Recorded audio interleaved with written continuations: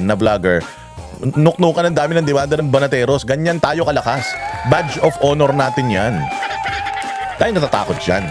Badge of honor natin yan. Kita mo si Sir Jack, pinalitan pa yung hepe ng NBI para lang kasuhan siya. Kita mo si Boss Dada, general manager pa, dating 4-star general pa yung nagsasampa ng demanda. Kasi ganyan dito sa Pilipinas ngayon. Parang martial law dito sa Pilipinas, parang lang. Ikaw yung naglalahad ng iyong saloobin at sinisita mo lahat ng mga pagkakamali. Pero ang ibabalik nila sa iyo kaysa sagutin nila yung mga katanungan mo, ang ibabalik nila sa iyo demanda. Para manahimik ka, baka sakali magmakaawa ka sa kanila, itigil na yung demanda, mananahimik ka na nek-nek ninyo. Kinabukasan ng kabataan at ng bayang Pilipinas ang pinag-uusapan dito. Wala na, na kami. Naranasan na namin lahat sa buhay. Hirap, sarap, ginhawa, lahat yan naranasan na natin. Itong gusto nyong iparanas sa amin na kulong, tayo magagawa dyan. Kung yan ang guhit ng palad natin para sa pagmamahal sa bayang Pilipinas, go, go, go lang. Marami pong nagsasakripisyo ng kanilang buhay para lang maayos ang Pilipinas na ito. Abay, napakasarap mapabilang.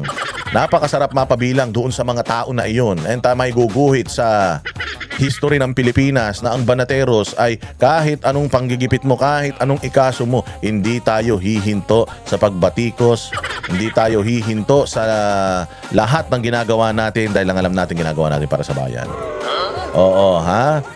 Ano ka ba? Tatakot ka ba? Huwag ka matakot. Ganun lang talaga buhay. Kasama yan. Sabi nga nila, risk of doing business. Kasama yan sa ating kasama yan sa ating advokasya. Yang mga ganyan. Natural yan.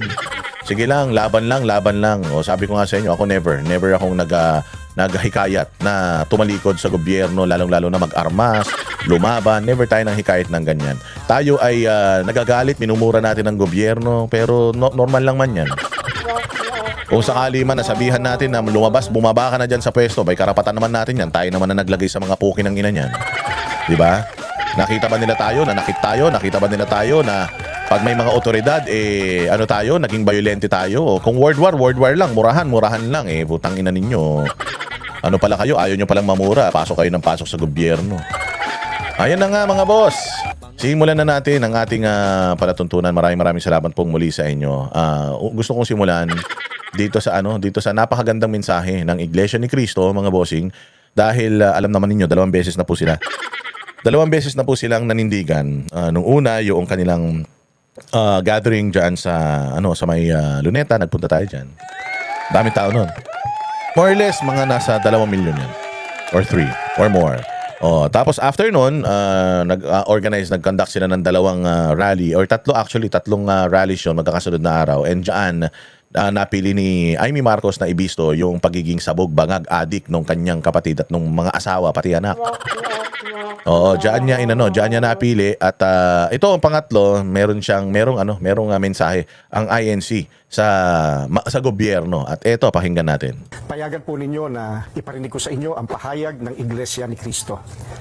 Mula nang magsagawa ng Rally for Transparency, Accountability, Justice and Peace ang Iglesia ni Cristo noong November 16 to 17, 2025, patuloy kaming naghihintay kung paano tutugunan ng gobyerno ang malawak na katiwalian na naganap sa ating bansa. Mahigit 3 buwan na ang lumipas, subalit wala pa ring natatanaw ang mga mamamayan na kalutasan sa napakalaking pangungulimbat sa kaban ng bayan. At sa halip ng mga salarin ang hanapin at usigin, ay ang mga nagbibigay ng impormasyon at tumitestigo laban sa kanila ang kinakasuhan at ginigipit. Yon ang problema sa bayang Pilipinas. Kung sino yung mga nagsusumbong. Halimbawa lumapit ako, mamang pulis. Ako po'y hinold up doon sa kanto. Ganun ba? Akin na yung mga kamay mo. Poposasan kita. You have the right to remain silent. Anything you say can and will be used against you in a court of law. Tabi, basaan ka ng Miranda rights. Ganun nagsusumbong ka. Sinasabi mo na nagnakaw sila. Sinabi mo na nagdi-deliver ka ng pera. Actually, itong 18 na na Marines o sundalo na ito, hindi naman nila sinabi na nagnakaw ng pera itong mga congressman na ito Sinasabi lang nila na nagdi-deliver sila ng pera dito sa mga taong ito. Itong congressman na ito, itong senador na ito, itong secretary na ito, nagdi-deliver sila ng pera. O ngayon, ang tatanungin mo, saan galing yung pera? Dapat nandoon tayo, nakatuon. O totoo ba na nag-deliver kayo ng pera dito? O alam nyo ba kung saan galing yung pera? Hindi po. Basta mali-maleta yan, dinideliver lang po namin doon. Sinasabi lang namin, nag-deliver kami. Wala namang inaakusang itong mga ito, itong mga sundalo na ito. Ang sinasabi lang nila na nagdi-deliver sila doon. Tapos malaman-laman nila na ganito pala kalaki yung corruption. So naiisip nila na baka galing sa corruption. So sila din nagtatanong, galing ba sa corruption yung mga dinideliver namin pera? Nagsalita naman nagsalita naman na yung amo nila eh. Sabi nung amo nila na si Saldico, nagdi-deliver, nagpapa-deliver talaga siya ng pera kay Martin Romualdez at saka kay Bongbong Marcos. Hindi nga lang nakalagay yung mga congressman na yan. Pero sinabi niya, yung dalawang ulo, Pinuno, Bongbong, tsaka Sandro at saka yan si Martin Romualdez, doon daw siya nagpapa-deliver ng pera at nagko-corroborate yung sinabi niya dito sa sinasabi nitong mga nagdi-deliver ng pera. Kaya lang, hindi detalyado yung kay Zaldico. Ang detalyado doon sa mga sundalo dahil sinasabi nila nag-deliver kami dito sa mga tao na ito. O, di sana tayo bilang isang gobyerno, ang gagawin natin, titingnan natin kung ano ba to, okay ba ito, bakit nagdi-deliver ng pera, saan galing yung pera, dapat nag-iimbestiga tayo doon. Dapat itong mga testigo na to, inaalagaan natin para dumami pa yung mga whistleblower sa Pilipinas. Hindi yung mga whistleblower ang unang-unang gagawin, may sumbong. Tapos sisirain mo kagad yung reputasyon ng whistleblower. Bakit? Pag may whistleblower against sa mga Duterte, may whistleblower against kay Sara, may whistleblower against kay Bongo, kay Bato, kay Cayetano at kung kani-kanino, bakit pag sa kanila may whistleblower kahit nakakulong, kahit na kriminal, katulad yung Madriaga, o whistleblower daw yun. Sinasabi niya na si Inday Sara, ganito, ganyan. Bakit yun? Ino-honor nyo. Samantalang kriminal yun, kidnapper yun, mamamatay tao yun. Pero bakit ino-honor nyo yung kanyang testimonya? Tapos ito, mga dating militar ito, mga bayani ng bayang Pilipinas, pinagtanggol ang bayang Pilipinas laban sa mga kalaban ng Estado. Tapos sinisiraan ninyo, anong klase yan? Putang inang yan. Matutuwa ba tayo sa ganyan? Papayag ba tayo na ganyan? Siyempre hindi ba dapat itong mga whistleblower na ito, kung ano yung trato ninyo sa mga whistleblower sa mga Duterte, dapat ganun din ang trato ninyo sa mga whistleblower sa mga magnanakaw sa Pilipinas. Kasi parang lumalabas, anti-Duterte lang kayo tapos pro-magnanakaw kayo. Hindi naman po pwede yun. Pangit po yun. Masama po yun. Sa impyerno kayo mapupunta. Sinabi ko na sa inyo kung anong gagawin sa inyo sa impyerno. Yung mga pera na ninakaw nyo, maniwala kayo, hindi nyo yan madadala sa impyerno. Araw-araw susundutin ng nagbabagang bakal yung mga almoranas nyo dyan sa impyerno. Masakit yun. Kung kaya't hanggang ngayon ay hindi pa natutunton ang sinasabing mahigit na 1 trilyong piso na inilaan sa mga flood control projects at iba pang pagawaing bayan. Sapagkat ang hinahanap ng mga dapat mag-imbestiga ay ang mga pangyayaring maaaring magamit para mailihis sa iba't ibang issue ang problemang ito. Hinihintay ng mga Pilipino ang sinasabi ng Senate Blue Ribbon Committee Chairman na we will go where the evidence lead us. Ngayong may mga lumalabas na pahayag na mula sa mga sangkot, kabilang ang umano'y nagpadala ng mali-maletang pera. At kamakailan lang ay pinatunayan ng mga dating sundalo na umaming sila ang naghatid ng mga ito. Bakit tila walang malinaw na hakbang upang palawakin pa at tapusin ang investigasyon? Anong ebidensya pa kaya ang hinihintay upang seryosohing tuntunin ang mga mastermind sa katiwaliang ito? May mga pahayag din na ang paglitaw ng mga dating sundalo ay bahagi ng isang destabilization plot.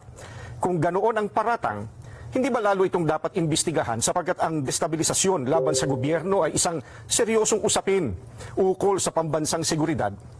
Bukod dito, ang malawakang bahagi ng inihayag ng mga dating sundalo ay tuwiran pa namang may kaugnayan sa naganap na paglimas sa salapi ng bayan. Matamang naghihintay pa rin ang sambayanan, kasama ng milyon-milyong Pilipino sa buong mundo at maging ng mga international media at iba pa na nagmamasid, ang mga kaanib sa Iglesia ni Cristo ay patuloy na nakabantay. Maling isipin na nalilimutan na ng mga Pilipino ang isyong ito sapagkat ang pondong pinag-uusapan ay mula sa buwis at pawis ng mga mamamayan. Ang aming panawagan ay nananatiling malinaw. Ilantad ang buong katotohanan. Papanagutin ang dapat managot at pairalin ang katarungan upang maibalik ang tiwala ng bayan at maitaguyod ang tunay at pangmatagalang kapayapaan at pagsulong ng Pilipinas. Yun, napakaganda. Alam niyo, sana ganyan din ang Katoliko. Kasi ang Kingdom of Jesus Christ, isa sa pinakamalaking religious organization dito sa Pilipinas, has always been vigilant and has always been fighting for yung maayos, malinis na Pilipinas. And alam din natin ng Iglesia ni Cristo kasi ang relihiyon ganyan eh. Kapag ka ikaw ay matuwid ka, isa kang simbahan, sinasabihan mo yung mga miyembro mo na maging matuwid. Tapos makikita mo yung kapaligiran mo hindi. Isa yun sa responsibilidad mo na ayusin or kung ano yung mga nakikita mong mali, itama mo. At ipakita mo yung sa mga tao yung advokasya mo hindi lang dun sa paglinis sa spiritual na aspeto ng or sa spiritual ng inyong simbahan, kundi pati yung gobyerno kung saan kayo nananahan, hindi ba? So ganun din ang INC at saka ang KOJC. Pareha sila na hindi ito pakikialam, hindi ito katulad ng ng Katoliko na meddling talaga sa politika ng Pilipinas. Ito hindi po politika ang pakay ng Iglesia ni Cristo, mga kapatid natin sa INC. Hindi rin politika ang pakay ng mga kapatid natin sa KOJC. Ang pakay nila ayusin yung Pilipinas. Yung mga nasa gobyerno, bahala kayo sa buhay ninyo, gawin ninyo yung trabaho ninyo, pero ang panawagan ng mga simbahan na ito ay ayusin natin ang bayang Pilipinas at kailangan managot sa batas yung mga nagnakaw. Politika ba yung pagnanakaw? Hindi. Krimen yun. Krimen yun. At mandato ng lahat ng mga Pilipino o responsibilidad ng lahat ng mga Pilipino na pag may krimen, kailangan isumbong. So ito, nagsusumbong tayo ng mga krimen. Nagkataon nga lang na ang gumagawa ng krimen, yung mga kriminal ngayon, mga naka-Amerikana at saka mga nakabarong. Ang masaklap, gumagawa pa sila ng batas at nandoon sila sa side ng dapat nagpapatupad ng batas. So tayo bilang isang Pilipino, tayo bilang isang relihiyoso na bansa, krap natin yun. Ating responsibilidad na isabihin sa taong bayan, sa mga miyembro natin, manawagan sa otoridad na sana ayusin ito. Kasi majority ng mga Pilipino naghihirap na dahil dito, tapos ang sasarap ng buhay ng mga hayop na yan. Tapos etong simbahang Katoliko na dati naman kasama ng mamamayan na tumutuligsa sa lahat ng kahayupan sa Pilipinas, nakapokus lang sa mga Duterte. Hindi naman problema ng bayang Pilipinas ang mga Duterte, pero nakafocus sila sa mga Duterte. Pag tinignan mo yung mga speeches nila, lahat patama kay Inday Sara, lahat puro ICC, lahat puro ganito, human rights violation. Hindi ba human rights violation na nakawin ang pera ng taong bayan, pang bisyo nila, tapos nalulunod sa baha yung mga Pilipino? Dapat yung mga pera na yan sa mga proyekto, tapos walang mga serbisyong ibinibigay sa mga Pilipino dahil kinukulimbat yung pera. Hindi ba i-call out ng simbahan yan? Minsan magko-call out simbahan, wala pang 1 minuto Pero pag nag-call out sila sa lahat ng mga di umanong mga kasalanan ni Duterte sa Pilipinas, kahit 5 araw, dire-diretso, alam na alam nila. Yan ang problema Politika ba ito? Namumulitika ba? Nagme-meddle ba sa politics ang iglesia at ang KOJC? Hindi. Ang kino-call out dito ng INC at ng KOJC is yung gobyerno na imbestigahan, solusyonan itong problema na ito. Dapat kulong itong mga hayop na mga magnanakaw na ito sa Pilipinas. Yun ang kanilang panawagan, yun ang kanilang prayer. May sinabi ba sila dito na dapat bumaba na si Bongbong sa pwesto? Dapat palitan na si Bongbong? Dapat si Inday Sara ang iupo? May ganun ba sila? Wala naman. Hindi ba? So, sasabihin na naman nito mga bugok na mga vlogger ni Bongbong na separation of church and the state. The church is part of the state. Therefore, the church can call out itong mga wrongdoings na ginagawa ng gobyerno at ng mga tao sa gobyerno. So hindi po politika ito. Ito po ay isang panawagan. Tandaan niyo si Panginoong Hesus, nilabanan din niya yung corruption nung siya ay nabubuhay pa. Kinalaban niya yung mga corrupt na taga-gobyerno. Kaya nga kaya nga galit na galit sila sa kanya, tinamo ginawa o pinako siya sa krus. Ganyan talaga mga noon pa, may mga ganyan ng mga tao hanggang ngayon. Mga ganid sa pera. Hindi sila naniniwala sa impyerno hanggang sa nandoon na sila. Kaya repent mga bossing, kayong mga magnanakaw sa gobyerno, you should repent sa lahat ng mga kasalanan ninyo. Because again, pagdating nung panahon, hindi na kayo kayang isalba ng mga pari ninyo pag pinagdadasal mga kaluluwa nyo sa dami ng mga pinatay nyo ng mga tao dahil sa pagnanakaw nyo. So congratulations and kudos to INC and KOJC at lahat ng mga religious organizations na nagsasalita laban sa katiwalian. Hindi ko alam kung sino-sino pa yan. Jesus is Lord ba? Nagaano rin ba sila? Tinutuligsa rin ba nila yung katiwalian? Well, I know na yung kanilang member na si Brother Villanueva, sino ba to yung anak ni ni Eddie, tinitira ngayon. So hindi natin alam kung nagre-resist ba yung kanilang simbahan dito sa corruption sa Pilipinas, pero ang nakikita natin na talagang vocal and involved pagdating sa panawagan na ayusin ang bayang Pilipinas is mga kapatid nating INC and mga kapatid natin sa KOJC. Yan lang. Sa panahon ngayon kung mayroon man kayong magkakaiba man ang paniniwala natin, hindi tayo miyembro ng INC, hindi rin tayo miyembro ng KOJC. Marami tayong mga minamahal na kapatid sa KOJC, may mga minamahal din tayong mga kakilalang mga kapatid sa INC. Ano po yan? Hindi po importante ngayon yung paniniwala mo. Naniniwala ka ba sa taong ito? Naniniwala ka ba sa tao na to? Bula ang propeta si ganito, bula ang propeta si ganyan. Hindi na yon. Kung ano ang paniniwala mo, spiritual na paniniwala mo, irespeto mo. Kung gusto mong irespeto yung paniniwala mo, irespeto mo din yung ibang may mga kanya-kanyang mga paniniwala. Pero pagdating sa laban sa korupsyon, pagdating sa laban sa mga katiwalian, i-call out lahat ng mga kawatan sa Pilipinas. Ipanalangin mamatay ng mga ito, sama-sama tayo dyan. Regardless kung anong kulay mo, regardless kung anong estado mo sa buhay, regardless kung anong iyong denominasyon, anong iyong religious belonging. Saan ka belong? Kung ano man ang iyong relihiyon, kailangan tanggalin natin yun. Yung wall that divides all of us or that divide all of us pagdating sa laban ng corruption, dapat gibain natin yun at isang bulto tayo head-on. Sasalubungin natin yung mga kawatan sa bayan. Diba? Kami ang boses ng masa, hindi natatakot. Katotohanan lang, di kami nalulunod. Walang bahid ng sismis, lahat ay totoo. Kahit sino ka pa, pag mali ka babanatan ka.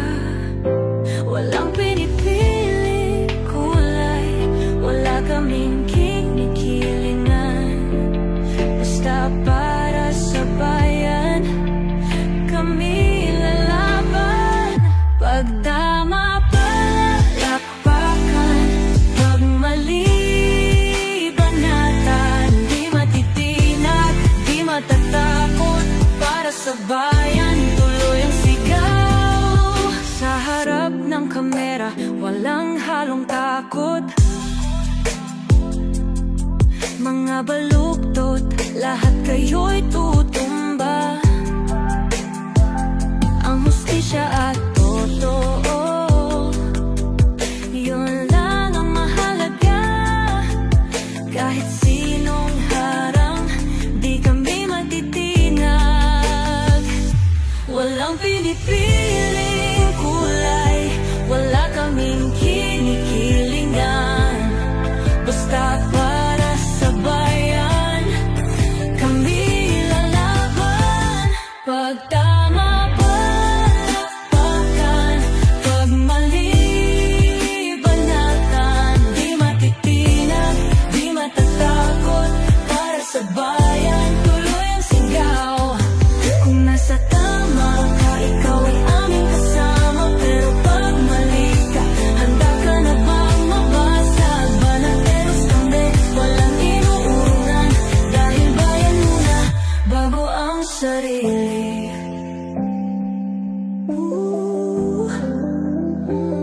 Bago ang sarili.